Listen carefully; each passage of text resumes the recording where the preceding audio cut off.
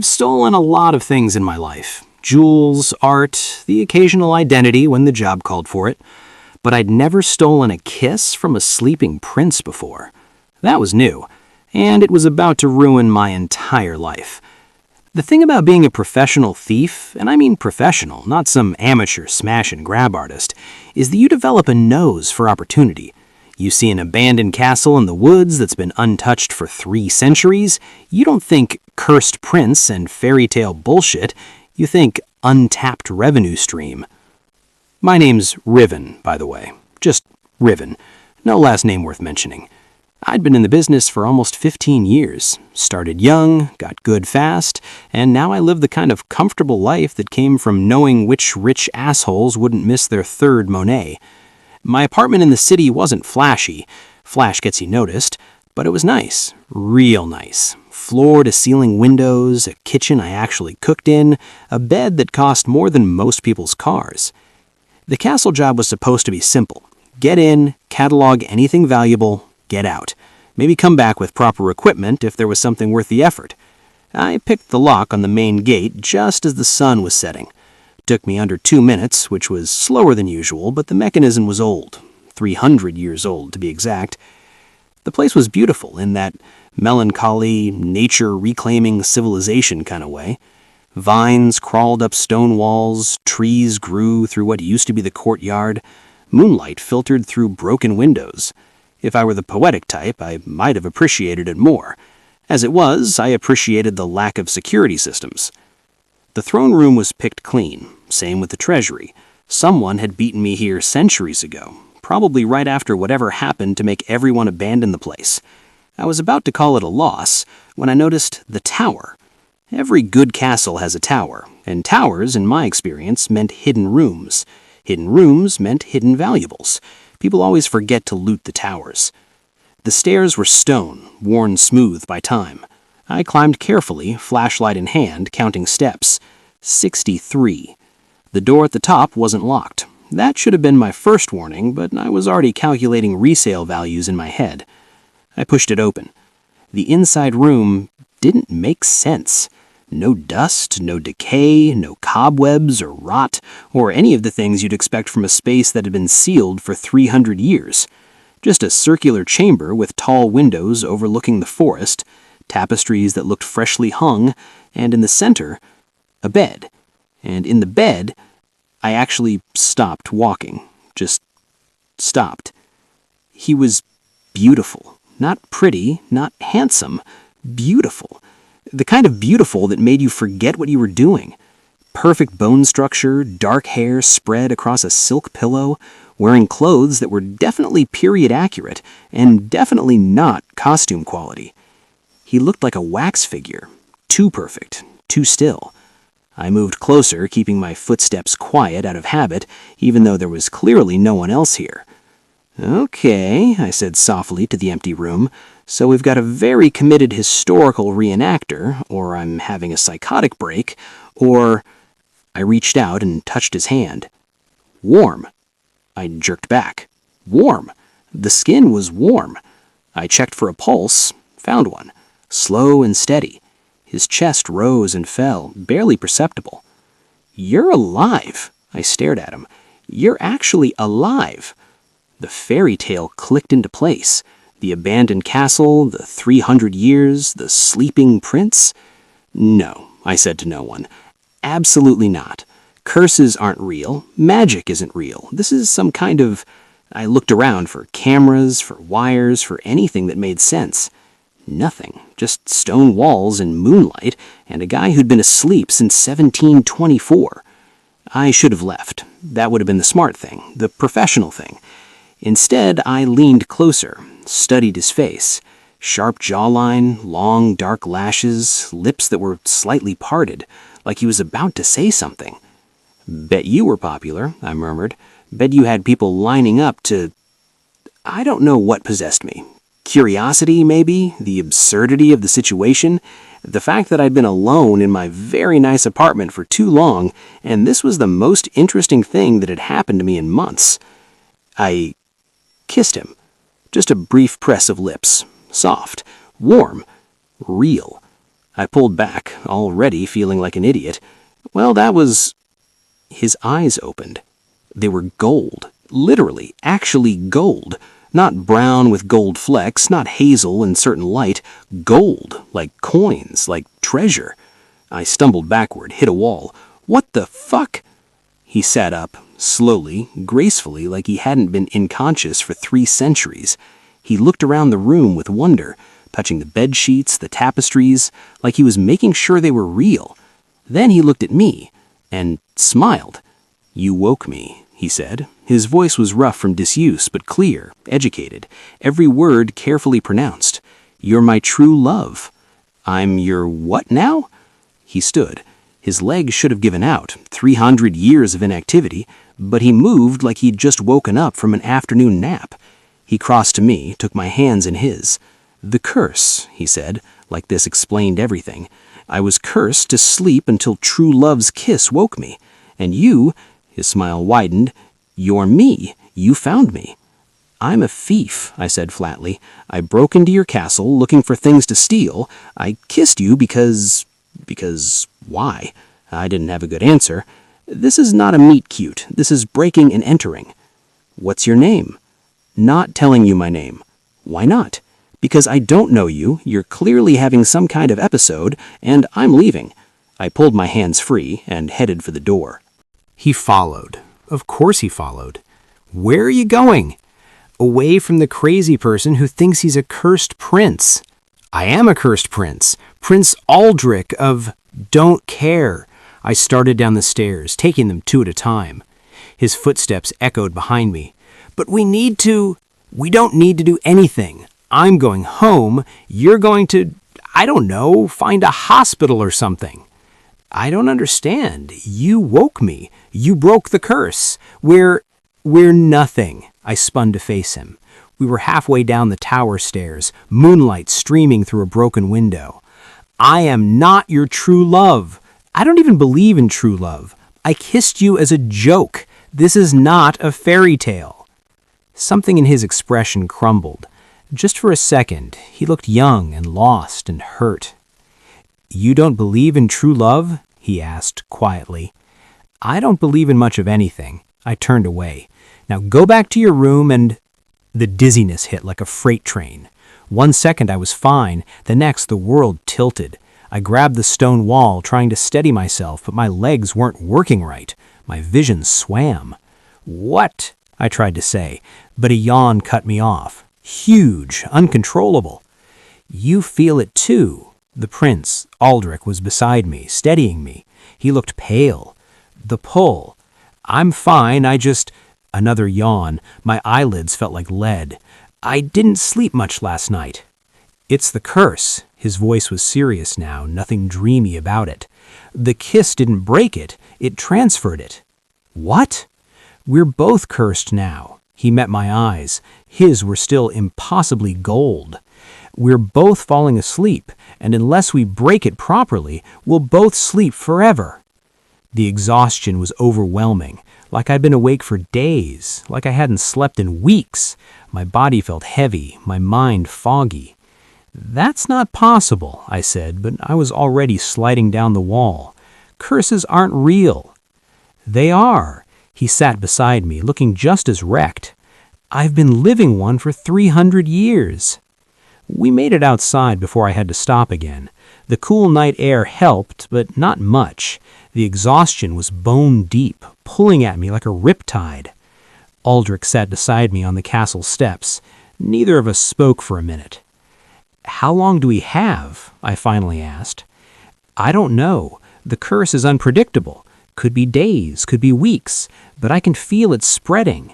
He held up his hand. It was trembling. "Can you?" I could. A heaviness in my chest, a fog creeping through my thoughts, the overwhelming desire to close my eyes and just drift. Fuck. I rubbed my face, trying to wake up. Okay. How do we break it? True love's kiss, but genuine, not accidental. So we're screwed. Why? Because I don't love you. I don't even know you. I forced myself to stand. Everything tilted, but I stayed upright. There has to be another way.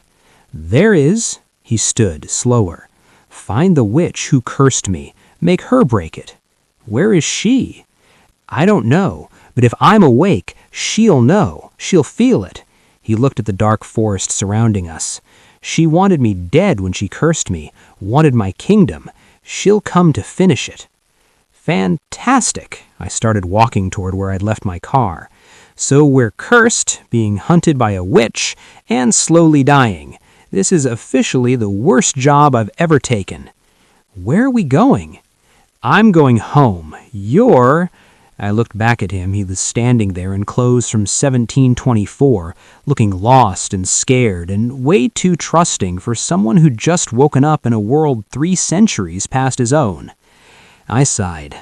You're coming with me, because apparently I'm an idiot who can't leave cursed princes to fend for themselves. He smiled then, bright and genuine, and completely undeserved. Thank you. Don't thank me yet, I muttered. You haven't seen my world. My apartment was going to give him a heart attack.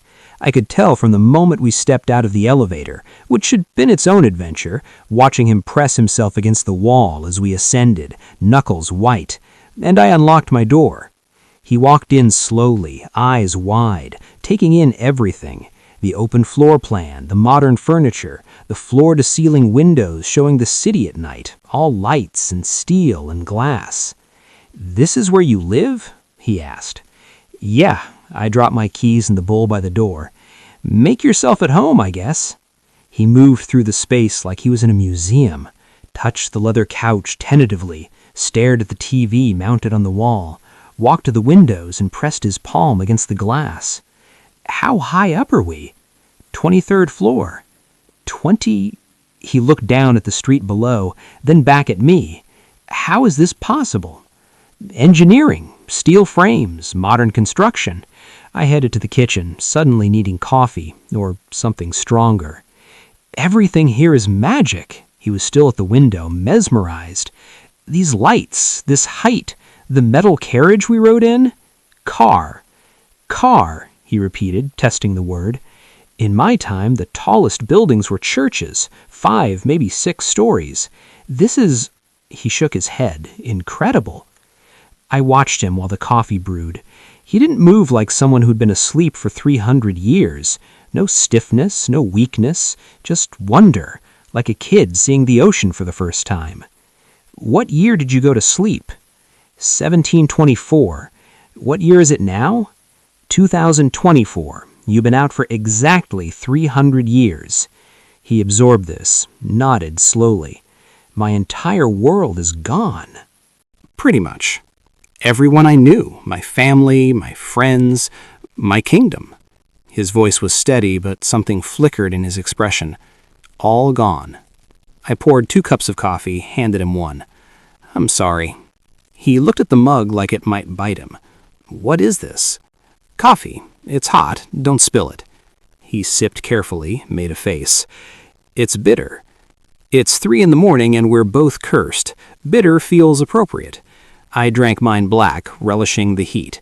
You can add sugar if you want, or cream. In that box, the refrigerator. Refrigerator, he repeated, another new word. He opened it, jumped back when the light came on. There's light inside it? Yeah, to see your food. I pulled out the cream, handed it to him. Pour some of this in, makes it less bitter. He did, tentatively, tasted it again. Better. We stood in my kitchen, drinking coffee, not talking about the fact that we were both slowly dying. Finally, I said, we need to figure this out, the curse, how it works, how to break it. Agreed. You said a witch cursed you. Tell me what happened. He set his mug down, looking older suddenly. Her name was Morgana. She wanted my kingdom, wanted to rule through me, asked me to marry her. When I refused... He stopped, started again. She killed everyone. My entire court, my family, my guards, everyone who tried to stop her. Then she cursed me. Said I'd sleep until true love's kiss woke me, but she'd made sure no one would ever find me. I'd sleep forever. But someone found you. Multiple people, probably, over 300 years. They found me, But the curse has conditions. True love's kiss, not just any kiss. He looked at me. People tried in the early years, guards, nobles, even a few princesses. Nothing worked. I stayed asleep. So why did mine work? I don't know. Maybe, he hesitated, maybe the curse recognized something, some potential, some possibility of... Don't. I held up a hand. Don't say true love. We don't know each other. This is just a malfunction, a glitch in the curse. If you say so. Another yawn hit me, massive, my jaw cracked. Aldric yawned too, like it was contagious, which it probably was. We can't both sleep, not at the same time. If we do, we might not wake up. So we take shifts. I am headed toward my bedroom. You sleep first. I'll keep watch. Keep watch for what? To make sure you wake up, and to make sure that which of yours doesn't show up and finish the job. I pointed to the bed. Take it. I'll be on the couch. I can't take your bed. You just woke up from a 300-year nap. You're taking the bed. I grabbed a blanket from the closet. I'll wake you in a few hours, then we'll switch. He looked like he wanted to argue, but another yawn stopped him. Thank you, Riven. I paused. You didn't tell me my name. You did, in the car. You said it when you were cursing at other drivers. Had I? Maybe. The whole night was a blur of impossible things. Fine, whatever, just sleep. He disappeared into my bedroom. I heard the bed creak, then silence. I settled on the couch, blanket over my legs, and tried to stay awake. I lasted maybe 20 minutes. I didn't mean to fall asleep. 1 second, I was sitting up, forcing my eyes open. The next, I was... somewhere else. A garden, massive and beautiful. Flowers I'd never seen before, colors that didn't quite exist in the real world. A fountain in the center, water flowing upward instead of down. The sky was purple and orange like sunset frozen in time. It's the curse, a voice said. I turned.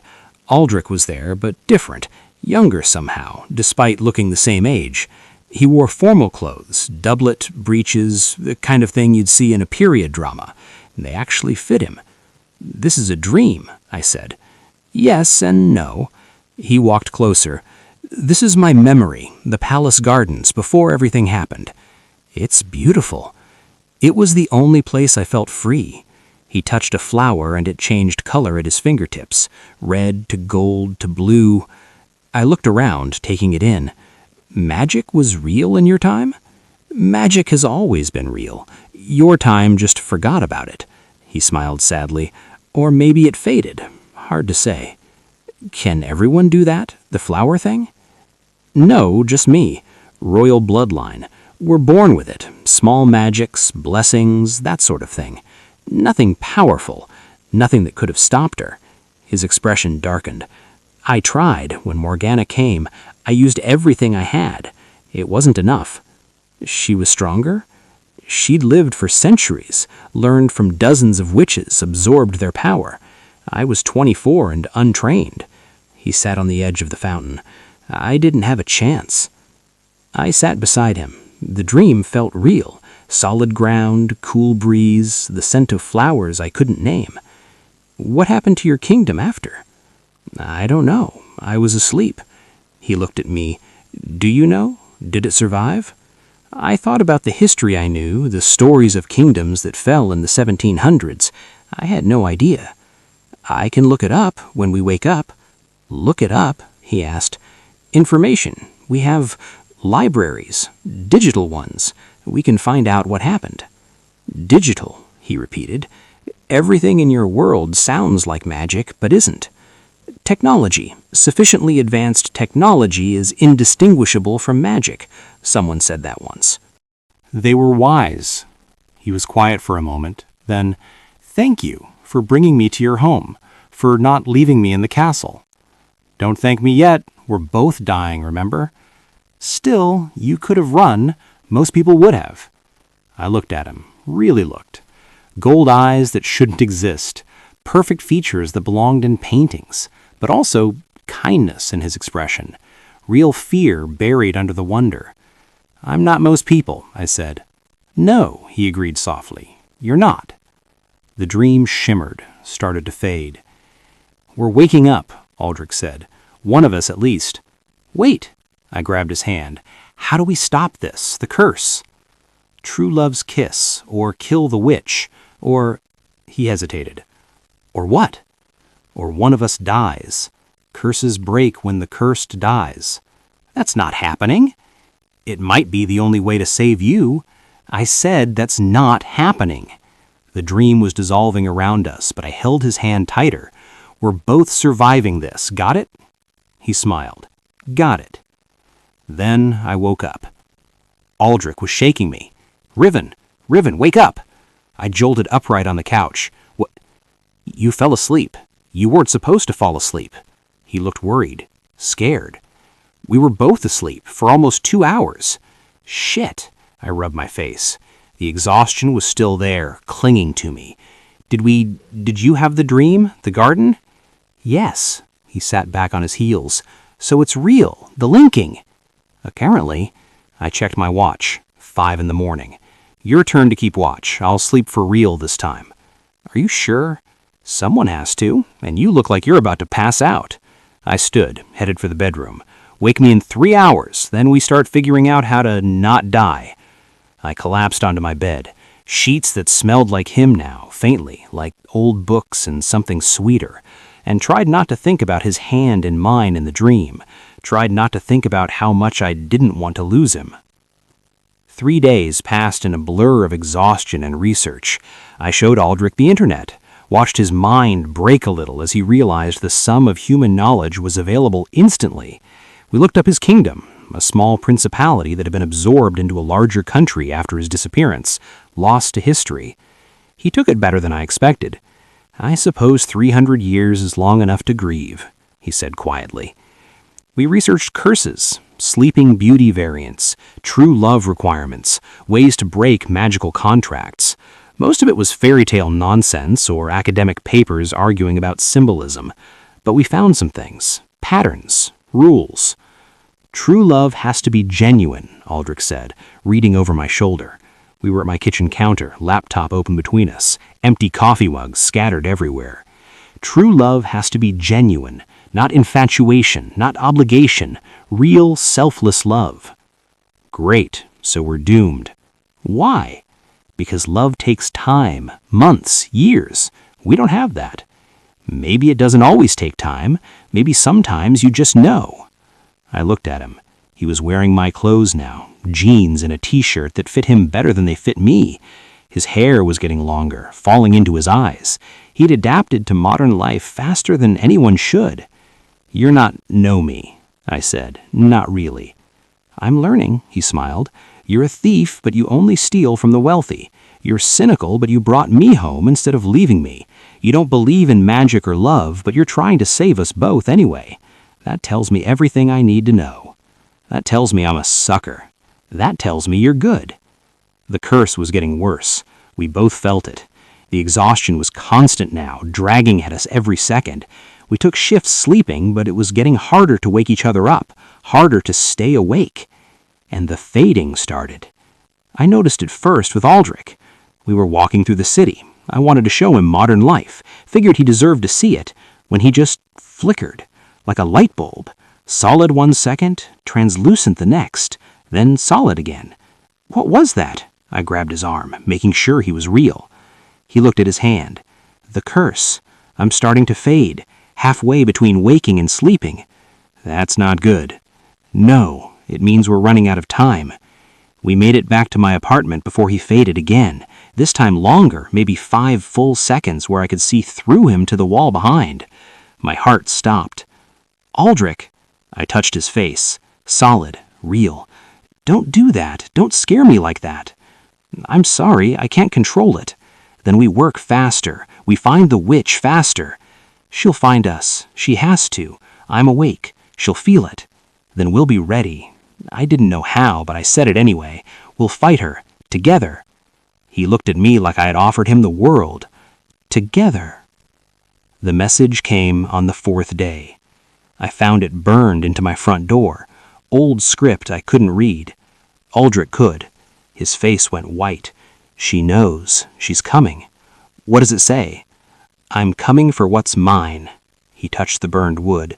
She's close. Days, maybe, not longer. Then we leave. Now. Where? Anywhere she isn't.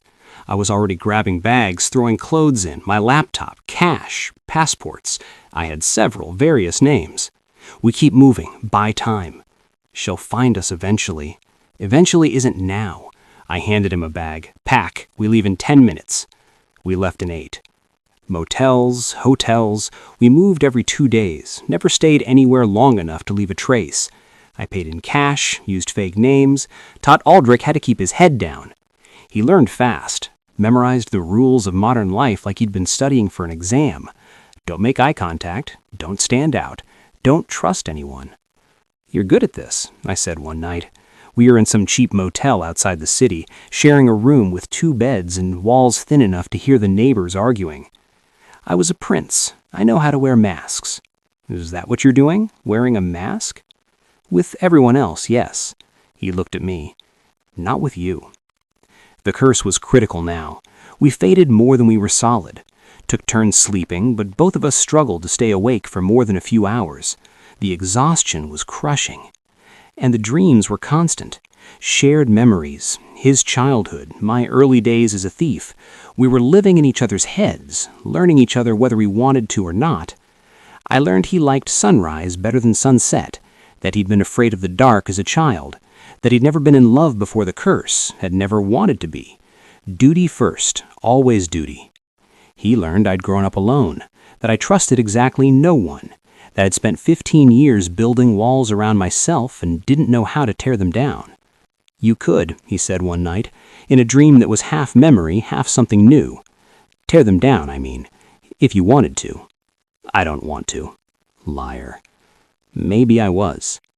She sent something after us, a shadow creature, made of nightmares and dark magic slipping through walls like they didn't exist. It found us in a motel room outside Detroit, came through the wall while we were both half asleep, neither of us solid enough to run. I fought it with a knife. The blade passed through like smoke. Aldric fought it with magic. His hands lit up, golden light, brighter than I'd ever seen. He threw power at the creature, and it screamed, actually screamed, high and terrible. But using magic was draining him. I could see it. He was fading faster, flickering in and out of existence with each spell. "Run!" he shouted, holding the creature back. "Not without you!" The creature lunged at me. I dove, felt icy cold pass through my chest. It burned, freezing and burning at the same time. I hit the ground, couldn't breathe, couldn't move. Aldric was there, pouring golden light into me, driving the shadow back. "Don't you dare," he said, voice shaking. "Don't you dare die on me." The creature dissolved, just vanished, like it had never been there. Aldric collapsed beside me. We lay on the motel carpet, both gasping. "You used too much magic," I managed. "You nearly died." So did I. We lay there, staring at the water-stained ceiling, both of us fading in and out of existence. "I'm falling in love with you," Aldric said quietly. My heart stopped. "What?" "I know you don't want to hear it. I know you think it's the curse, or proximity, or desperation." He turned his head to look at me. "But it's not. I'm falling in love with you. Have been since you woke me. And I needed you to know before we run out of time." I should have said something. Should have told him it was impossible, that love didn't work like that, that we barely knew each other. Instead, I rolled over and kissed him. Properly this time, deeply, desperately, pouring everything I couldn't say into it. He kissed back like he'd been waiting for it, like he'd die without it. When we broke apart, we were both shaking. "We should go, before she sends something worse." "Later," he pulled me closer. "Right now, I need this, need you." We made it to the bed somehow, barely, all desperate hands and gasping breaths, and the knowledge that we might not have tomorrow. I'd never wanted anything as much as I wanted him, never needed anything this badly. Clothes disappeared, tossed aside, irrelevant. All that mattered was skin on skin, heat and friction, and the overwhelming need to be closer. "Tell me what you want," I said against his throat. "You, all of you, everything." I prepared him carefully, despite the urgency, worked him open while he gasped and writhed beneath me. "Please," he kept saying. "Riven, please. I've got you. Positioned myself. Ready? Yes. I pushed in slowly. He was tight and perfect in mine. We both groaned. Okay, I managed, staying still. More than okay. He wrapped his legs around me. Move, please move. I moved, started slow, building rhythm, but the desperation took over, the knowledge that we were dying, that this might be our only chance, that tomorrow we might be gone. It made everything sharper, more real, more necessary. He was gasping my name, nails digging into my back, meeting every thrust. I love you, he said. I love you. I love you. Shut up, I growled, but there was no heat in it, just fear. If he kept saying it, I might say it back. His magic flared. Golden light spilled from his skin, surrounding us both. The room glowed. Can't control it, he gasped. When I feel this much, don't control it. Let go. He came with a shout, magic exploding outward, washing over us both. I followed, burying myself deep, chasing the sensation and the light and the emotion I wasn't ready to name. When the light faded, we were marked. Golden lines appearing on our skin, intricate, beautiful, curse marks. What are these? I traced the pattern on his ribs. The curse, binding us together. He touched the matching marks on my side. We're linked now, completely. Is that bad? I don't know. He curled against me. But I'm glad. If I'm bound to someone, I'm glad it's you.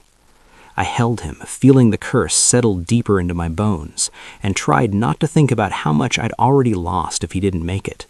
Tried not to think about how much it would destroy me. We stayed tangled together until dawn. Neither of us slept, too afraid to let go.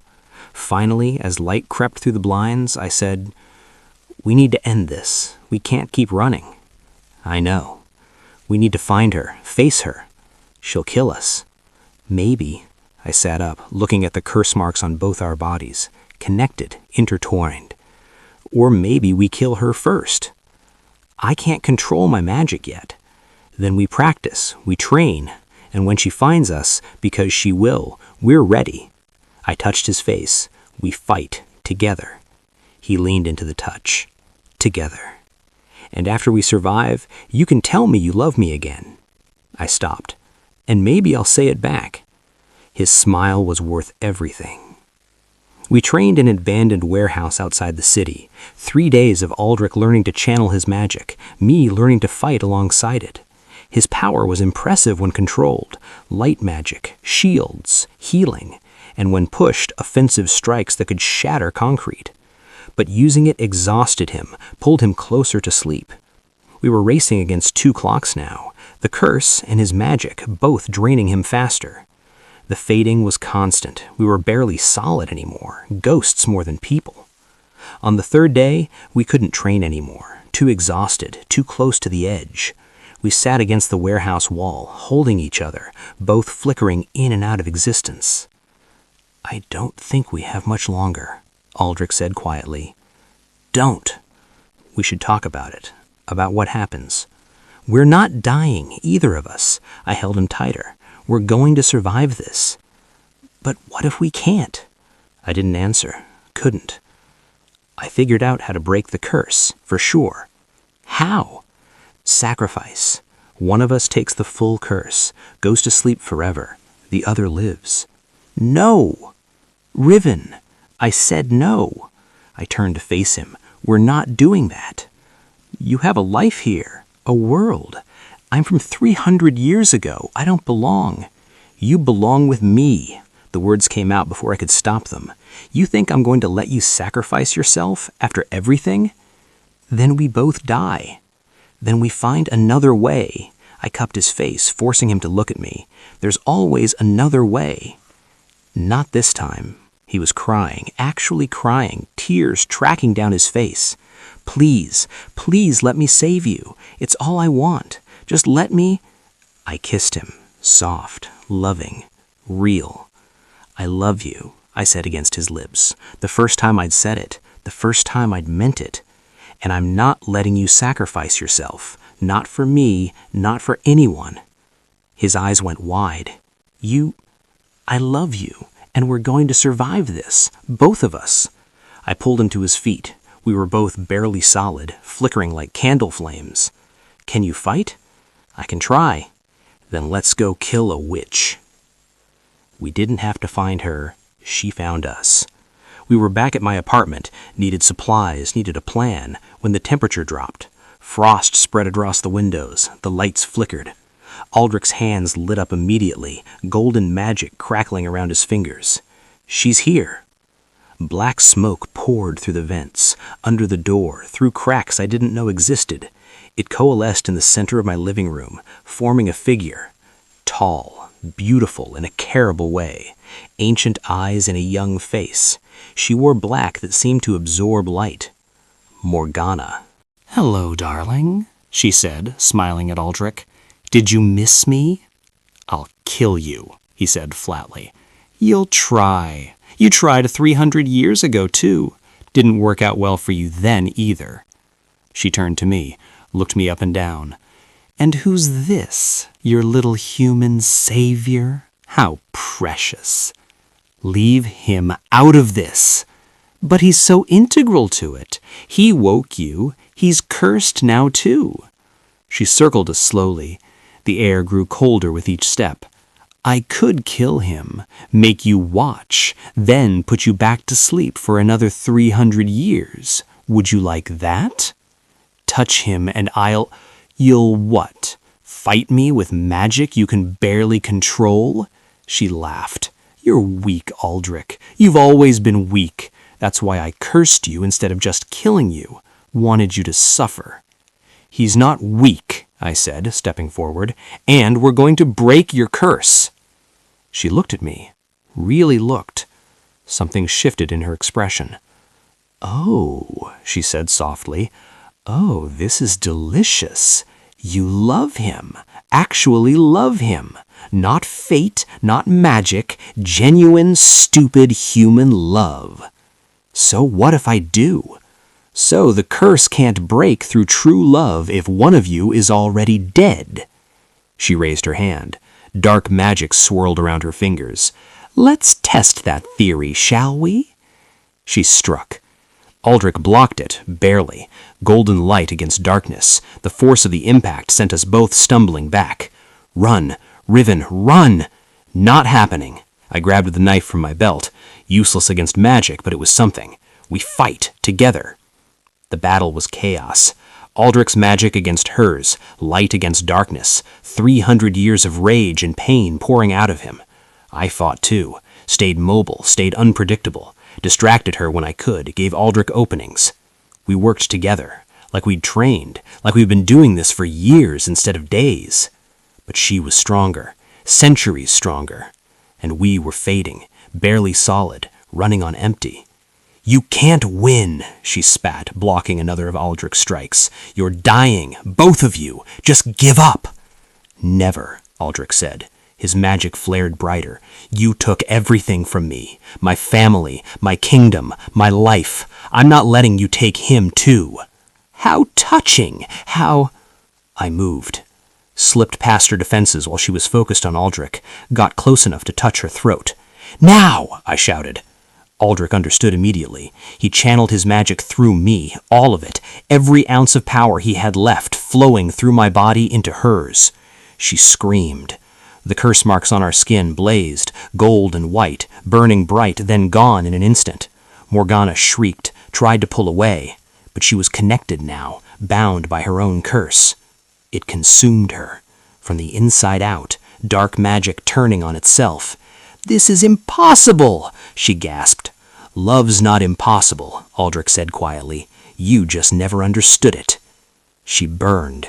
No flames, just light, brighter and brighter until I had to look away. Then she was gone, just ash and the smell of ozone. The silence was deafening. I looked down at myself. Solid, completely solid. No flickering, no fading. "Is it over?" I asked. Aldric checked his arms. No curse marks. Checked mine. Nothing. "It's over." His voice broke. "We're free. We're alive. It's over." I crossed to him, pulled him into my arms. He shook against me, 300 years of trauma finally releasing. "We did it," I said into his hair. "We actually did it." "You did it." His voice broke and he was smiling. "True love's kiss. For real this time." "Guess so." "Say it again, please." I kissed him instead, soft and sweet and perfect. Everything the first kiss hadn't been. "I love you, my impossible prince, my magic, my everything. And I love you, my teeth, my savior, and my home." We stood in my apartment, holding each other, while the sun rose over the city outside. The curse was broken. The witch was dead. We were alive. And for the first time in 15 years, I believed in something. I believed in him. I believed in us. I believed in love. Appreciate you watching. Hit subscribe, like, and share. See you in the next story.